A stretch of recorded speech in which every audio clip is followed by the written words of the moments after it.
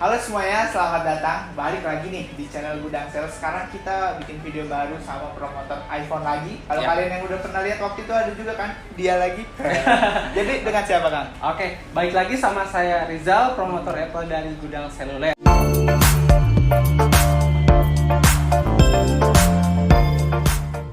Kayak gitu. Kemarin kan kita di video sebelumnya sempat ngebahas nih tentang NPI atau New Product Introduction yang ada dari iPhone. Nah, sekarang kita akan ngebahas beberapa fitur yang ada di iOS 16.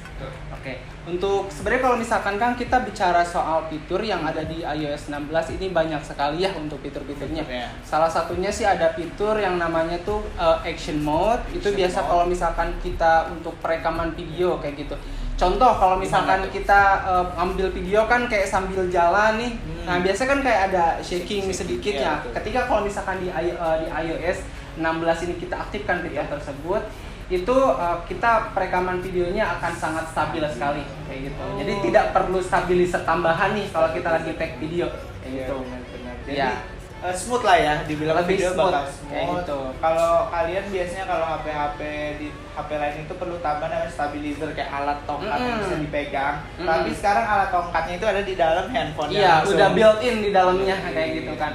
Dan ada juga yang namanya ini sih lebih ke device-nya sendiri dari 14 series, ada yang namanya fitur yang namanya crash detection atau deteksi tabrakan atau benturan seperti itu bisa dikatakan. Tabrakan. Iya, jadi kalau misalkan kita bisa jelasin sedikit, kalau misalkan deteksi tabrakan ini ketika kita amit-amit ya dalam kondisi kayak bawa kendaraan terus kita terjadi sesuatu yang tidak diinginkan kayak contoh terjadi kecelakaan. Nah, otomatis sebenarnya untuk fitur crash detection ini ketika kita terjadi benturan akan otomatis mengirimkan sinyal ke nomor yang terdaftar di emergency. Itu nanti kalau misalkan mau aktifin fiturnya itu bisa masuk ke aplikasi Health dan diisi biodatanya mulai dari emergency call-nya kayak gitu.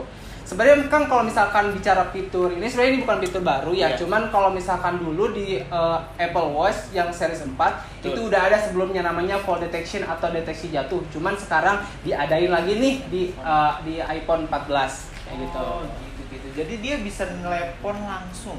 Jadi kayak misalkan kalau kita katakan kalau misalkan dulu di Apple Watch yang series 4 ketika kita jatuh dalam waktu 5 detik kita gak ada respon sama sekali dari motorik badan kita, itu akan otomatis menghubungi kontak yang terdaftar di emergency call-nya. Kayak kalau kasih tahu kalau kita tuh lagi ada kenapa-napa kayak gitu. Nah, yang masukin nomor ke emergency call itu emang udah terdaftar di sananya. Kita isi sekitar kita atau kita isi biodata kayak gitu. Bukan seperti rumah sakit yang bakal dihubungin sama si Oh HP-nya no, itu. emergency call itu semacam kerabat kita. Oh, ke kerabat kita Iya, sendiri. kalau misalnya ke kerabat kita kayak ngasih notif lah ke mereka kalau kita tuh lagi kenapa-napa. Sebenarnya kalau misalkan dari Apple sendiri, ini adalah salah satu fitur yang memang tidak diharapkan untuk bisa dipakai sama pelanggan.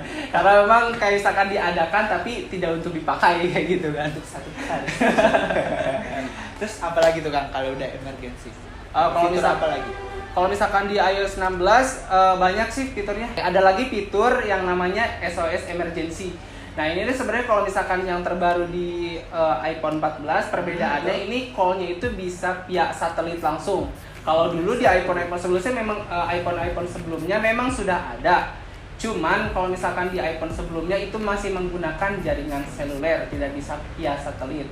Tapi kalau yang jadi disayangkannya itu fitur ini baru tersedia di Amerika sama di Kanada aja. Di Indonesia itu masih soon lah nanti ya. Mendatang lah ya. Tapi bakal masuk kan nanti kita lihat aja gitu. Karena dia pakai bantuan satelit ya. Iya, pakai satelit, dan kalau misalkan yang available sekarang baru di Amerika sama Kanada aja. Oh, jadi canggih ya. Keren juga. Oke, apa lagi tuh Kang? Sebenarnya ini fitur yang mau tadi saya bahas di pertama nih, cuma karena kebetulan saya lupa. Nah, ini adalah fitur yang memang kemarin menonjol banget ya di iOS 16. Itu ada yang namanya Customize Widget in Lock Screen kayak gitu kan.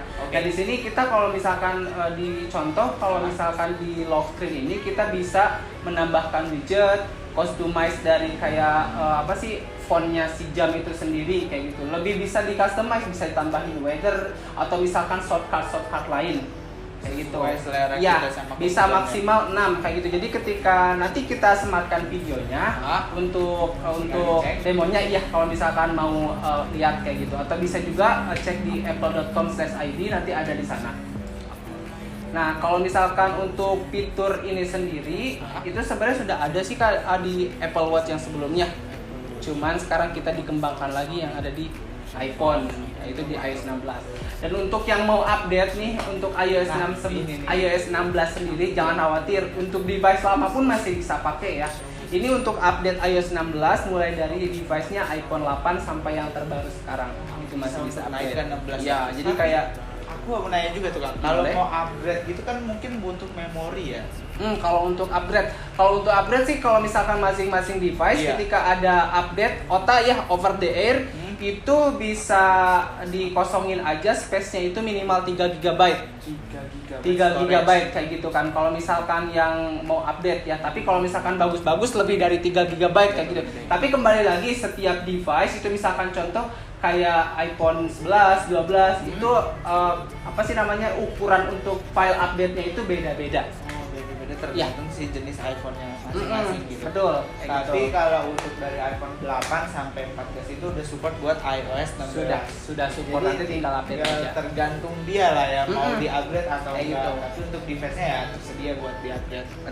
Nah, mungkin sekarang aku mau tanya deh, si Akangnya langsung kan, kalau iPhone itu mungkin banyak yang terkendala sama memorinya yang lumayan kecil gitu. Ya. Nah, gimana cara ngakalin kita supaya si iPhone ini tetap bisa nge-save foto-foto yang banyak? Biasanya kan orang pakai iPhone itu buat foto ya kan? Buat foto ya. Oke, kalau misalkan untuk iPhone sendiri itu tidak bisa di-expand untuk Nah, kapasitas itu dia. memorinya, atau tidak bisa ditambahin yang namanya external memory. Betul. Nah, kalau misalkan kita terlanjur nih sudah beli memori yang 128 GB nih dan ternyata sudah penuh nih. Nah, jangan khawatir, nanti kakaknya bisa langsung kayak beli untuk penyimpanan iCloud Drive-nya itu nanti bisa ada di pengaturan. Nanti bisa ada yang 50 GB sampai 1 TB juga ada kayak gitu. Jadi kalau kita misalkan beli itu ada jangka waktunya atau Ada lifetime? ada jangka waktunya, ada yang per 1 bulan sekali itu kayak auto payment kayak gitu. Oh, auto payment dia langsung Iya, beli kayak gitu. Kalau misalkan kita mau Oke, berhenti oke. buat subscribe ya boleh kayak gitu. Tinggal ya stop aja. Iya, gitu tinggal ya. stop aja. kayak gitu. Tapi kalau yang kayak gitu tuh mirip-mirip sama Google Drive ya. Sama kok, pada dasarnya beda penyebutannya aja Iya. kayak gitu kan. Oke. Jadi gitu guys, kalau buat kalian yang mau ngakalin, misalkan milih iPhone nih, tapi memorinya kecil gitu. Ternyata ada tempat Ada. yang buat nyimpan dan mindahin fotonya di Google. Langsung di check out. Oke? Iya. Mungkin cukup sekian untuk video kali ini bersama promotor iPhone. Assalamualaikum warahmatullahi wabarakatuh. Iya.